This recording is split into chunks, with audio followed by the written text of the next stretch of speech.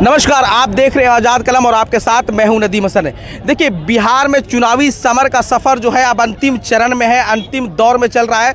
और जैसा कि आपको मालूम है कि बिहार विधानसभा में दूसरे चरण का जो चुनाव होना है वो 11 नवंबर को है। अब आज 8 तारीख है, महज जो है कल जो है प्रचार प्रसार भी थम जाएगा, चूँकि आचार संहिता का उल्लंघन भी उसको देखना पड़ेगा। इसलिए सब चीज़ दायरे में रखकर जो है काम किया जा सकता है। और 11 तारीख को जो है चुनाव है। और हमारे साथ देखिए, तमाम तस्वीरों में देख सकते हैं कि इधर जो है राजद के कार्यकर्ता लोग हैं। चूँकि इमामगंज विधानसभा से इस बार जो है 2 महिलाएं हैं जो कि इतिहास में पहली बार, एक तरफ है दीपा मांझी तो दूसरी तरफ है ऋतुप्रिया चौधरी। अब दोनों ही अपनी पूरी ताकत, अपनी जोर जो है काफ़ी तेज लगा दिए हैं कि देखना होगा इस बार इमामगंज विधानसभा में कौन दंगल मारेगा। लेकिन जिस तरीके का हवाएं चल रही है, जिस तरीके का लहर बह रहा है, जिस तरीके का माहौल है, ऐसा लग रहा है कि इस बार इमामगंज विधानसभा में एक नया इतिहास बनने जा रहा है। चूँकि अब तक इमामगंज विधानसभा का अगर जिक्र किया जाए तो राजद को यहाँ से हमेशा हार का मुंह देखना पड़ा है। लेकिन जिस तरीके का आज जनसैलाब, तेजस्वी यादव के जनसभा में जिस तरीके का लहर, जिस तरीके का लोगों का हुजूम देखने को मिला, इससे एक अंदाजा लगाया जा सकता है कि कहीं ना कहीं वो लहर, कहीं ना कहीं वो बयार इस बात को संकेत दे रहा है कि इमामगंज विधानसभा में इस बार इतिहास बनने जा रहा है। खैर, ये तो वक्त बताएगा, ये तो आपको 14 नवंबर को बताएगा। लेकिन हम सीधे बात करते हैं यहाँ के तमाम कार्यकर्ता से। लेकिन हम सबसे पहले बात करेंगे ऋतुप्रिया चौधरी के पति देव जी से बात करेंगे कि क्या है माहौल, चूंकि ये भी क्षेत्र में जा रहे हैं। सर, सबसे पहले स्वागत है हमारे चैनल पे आपका। बहुत बहुत धन्यवाद। आप पेशे से एक इंजीनियर हैं, आपकी पत्नी भी पेशे से एक इंजीनियर है। आखिर आपकी क्या ऐसी नौबत आई, चूँकि समाज का सेवा करना तो आप वहाँ से भी कर सकते थे, फिर आपने राजनीति को क्यों चुना? देखिए, हम बहुत नीचे से उठ के ऊपर आए हैं जी। और हम यहाँ से लेकर अमेरिका तक घूमे जी। लेकिन अमेरिका में जब गए जी। तो वहाँ के कुछ लोगों से मिले जी। तो बताया कि मेरे पास बस एक कमी है कि मेरे बच्चे जब खेलने के लिए निकलते हैं तो उनको समाज नहीं मिलता है। बगल में चाइनीज़ रहता है, कोई अमेरिकन रहता है, सब अकेले जीवन जीना व्यतीत करते हैं। हम वैसा ज़िंदगी पसंद नहीं करते, हम समाज के बीच में रहना पसंद करते हैं। तो हम बहुत आगे जाके ये नहीं चाहते हैं कि अकेला लैवी ज़िंदगी जिए। हम चाहते हैं कि अपने ज़मीन से जुड़ के रहें और अपने जो भाई बहन कष्ट में जी रहे हैं। देखिए, हम भी वहाँ से उठ के गए हैं जो बहुत दयनीय स्थिति थी, समझे ना। मेरे फादर की देहांत 2005 में सांप काटने से हुई थी और फादर एक किसान थे। उस विकट परिस्थिति से हम उठ के गए हैं। तो हम जानते हैं कि अभी भी मेरी जनता उसी विकट परिस्थिति में है। अभी भी इमामगंज की जनता जो है हर सप्ताह एक न एक जनता को सांप काटती है और यहाँ पे स्वास्थ्य की सुविधा नहीं है और उनको मृत्यु का सामना करना पड़ता है। देखिए, हमारे पास वक्त कम है, मैं चाहूँगा कि तमाम लोग का खबर लेंगे। लेकिन देखिए, आपके साथ में कई उम्मीदवार दौड़ रहे थे, क्या आपने गुल खिलाए इमामगंज की जनता को? क्या आपने छाप छोड़ा तेजस्वी यादव को, जो कि आपसे प्रभावित हो गया और आपको टिकट मिल गया? देखिए, हम पॉजिटिव वे में लगे रहे, ज़मीन से जुड़ के काम करते रहे और घर घर से मिले, घर के लोगों के बीच में गए, जुड़ाव हुआ, लोगों से मिले और ये एक हवा बहती गई, कारवां जुड़ते गई और ये कारवां तेजस्वी जी तक पहुंची है। तो क्या लग रहा है कि देखिए, अब तक जो है जो भी उम्मीदवार राजद की तरफ से आए हैं उनको हार का सामना करना पड़ रहा है। इस बार आपकी पत्नी आई हुई है, क्या लगता है इस बार इमामगंज विधानसभा एक इतिहास रचेगा, एक इतिहास में नाम दर्ज करेगा? जनसैलाब तो यही इंडिकेट करता है जी। जो आज जनता का जनसैलाब था वही आपको इशारा देता है कि किस तरफ हवा बह रही है। रविंद्र राम जी जिला परिषद है, क्या आपने जिस तरीके का जो हुजूम देखा आज, उससे क्या लगता है इस बार इमामगंज विधानसभा? क्या बहुत से लोग खेसारी यादव के नाम पर भी आए हैं, बहुत सा लोग तेजस्वी यादव को देखने तक भी आए हैं, तो क्या ये सही बात है? नदीम जी, आपको धन्यवाद।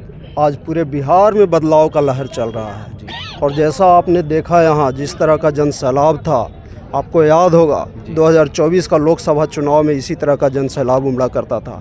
69 साल के बाद औरंगाबाद लोकसभा क्षेत्र का इतिहास एक रचने का काम किया। उसी प्रकार से इमामगंज विधानसभा में इस बार भी आरजेडी इतिहास रचने का काम करने जा रही है। और आपको 14 काउंटिंग के दिन 14 तारीख को आपको समझ में आ जाएगा कि 243 विधानसभा में सबसे पहला रिजल्ट इमामगंज विधानसभा का आएगा। देखिए, जब सुशील सिंह लोकसभा चुनाव में लड़ रहे थे तो अभय कुशवाहा जब वहाँ लड़ रहे थे सामने, तो वो था सुशील सिंह हराओ अभियान। उदय नारायण चौधरी जब आए तो जीतनराम मांझी आए तो वो था, क्या बोलते हैं, उदय नारायण चौधरी हराओ अभियान। इस बार क्या है?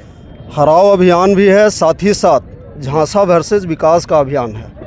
यहाँ जो भी हमारे कैंडिडेट सुलझे हुए कैंडिडेट हैं, ऋतुप्रिया चौधरी जी एजुकेटेड कैंडिडेट हैं और ये सिर्फ विकास की बात करते हैं। तो यहाँ का जनता अब जागरूक है। विकास तो सर लगातार हो रहा है, 1700 करोड़ का शिलान्यास हो गया। सिर्फ शिलान्यास हो रहा है, यदि उद्घाटन हो रहा है तो बताइए हमको।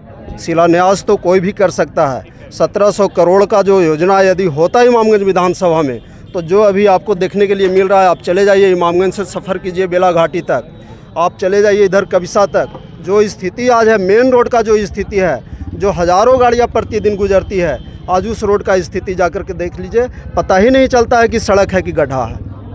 चलिए, क्या नाम हुआ सर आपको, जल्दी से बता दीजिए आप। देखिए, आपके सबसे पहले हम आपके चैनल को बहुत बहुत मुबारकबाद धन्यवाद देते हैं। हम नारायणपुर पूर्व पंचायत समिति हैं, मोलन खां हमारा नाम हुआ। हम लोग इस बार जो चुनाव के मैदान में उतरे हुए हैं और जो हमारी उम्मीदवार ऋतुप्रिया चौधरी हमारे बीच लड़ रही हैं, तो हमको वैसा चुनाव दिखाई दे रहा है। 2014 में मोदी जी का लहर था और 2024 में जो सुशील बाबू और अभय कुशवाहा जी का माहौल था, उससे भी बड़ा माहौल नज़र आ रहा है। माइनॉरिटी का वोट किधर जाएगा? माइनॉरिटी 99% वोट महागठबंधन को ऋतुप्रिया चौधरी को देने जा रहे हैं। इसमें कहीं पर तो कोई संदेह नहीं है। और जिस तरीके से यहाँ चौधरी जी का हराओ अभियान था, उसी तरीके से इमामगंज की जनता निर्णय ले चुकी है, हर समाज की, कि हम लोग इस बार मांझी हराओ अभियान में हैं। क्या लगता है सर, चूंकि आप टेकारी का भी दौरा करके आ चुके हैं, 12 चट्टी का किए, सरघाटी का किए, माहौल क्या बता रहा है इस बार? माहौल देखिए एकदम स्पष्ट है। ये जो आप जैन सैलाब यहाँ पर जो देखे, इससे आप अंदाज़ा लगा सकते हैं इमामगंज के साथ साथ हम मगध के सभी सीटों पर फतह हासिल करने जा रहे हैं। यहाँ पूरे बिहार में परिवर्तन की लड़ाई चल रही है। एक तरफ आशा भरी निगाहों से यहाँ के जो युवा हैं, किसान हैं, मजदूर हैं, वो सारे लोग तेजस्वी जी की तरफ आशा भरी निगाहों से देख रहे हैं। और इस बार यहाँ पूरे बिहार में परिवर्तन होकर के रहेगा। हमारा जो यहाँ इमामगंज विधानसभा का है, जो 17 करोड़ की बात हो रही है, 17,000 करोड़ की बात हो रही है, वक्त ये उद्घाटन करने का था, न कि शिलान्यास करने का। शिलान्यास तो अब ये बन गया है कि लोग अपनी उपलब्धि तो कुछ है नहीं दिखाने के लिए गाड़ी में शिलापट लेकर के चल रहे हैं। जल्दी से बता दीजिए, आज का जो जन सैलाब, आज का जो हुजूम, इससे आप क्या अंदाजा लगा सकते हैं? बिल्कुल स्पष्ट है कि यहाँ से भारी मत से हमारा उम्मीदवार जो है राजद महागठबंधन की हैं ऋतुप्रिया चौधरी, वो जीतने जा रही हैं। सर, आप पूर्व मुखिया है सेवरा पंचायत के, चूंकि आपके ही समाज से, आपके ही जाति से अजीत दास आए हुए हैं, तो दास जी का वोट इस बार किधर टर्न अप करने जा रहा है? देखिए, इस बार विचारधारा के ही दास जी यहाँ वोट इमामगंज विधानसभा में कर रहे हैं। और जो जनसुराज पार्टी से हमारे डॉक्टर अजीत दास जी लेके आए हैं, वो कोई विचारधारा की पार्टी नहीं है, आरक्षण की बात नहीं करती है, संविधान की बात नहीं करती है, वो संविधान विरोधी पार्टी है। इसलिए हम लोगों ने यहाँ निर्णय लिया है इस विधानसभा में कि ऋतुप्रिया चौधरी को ललटेन छाप पर 1 नंबर बटन दबा के और भारी महबत से यहाँ जिताने का काम करेंगे, ताकि सरकार का बदलाव हो और यहाँ तेजस्वी जी का सरकार बने। तो आप देख रहे थे कि तमाम यहाँ पर राजद के कार्यकर्ताओं का सीधा कहना है कि ये जो जन सैलाब था, ये जो हुजूम था, ये सिर्फ तेजस्वी यादव को देखने नहीं आए थे, खेसारी लाल यादव के नाम पे नहीं आए थे, बल्कि लोग यहाँ जो है तेजस्वी यादव को भाषण सुनने आए थे और उनकी भाषण से प्रभावित होकर जो है इस बार लोगों ने मन बना लिया है कि इस बार जो है पूरे बिहार में बदलाव करके दिखाना है। आप बने रहिए हमारे साथ और देखते रहिए आज़ाद कलम। धन्यवाद।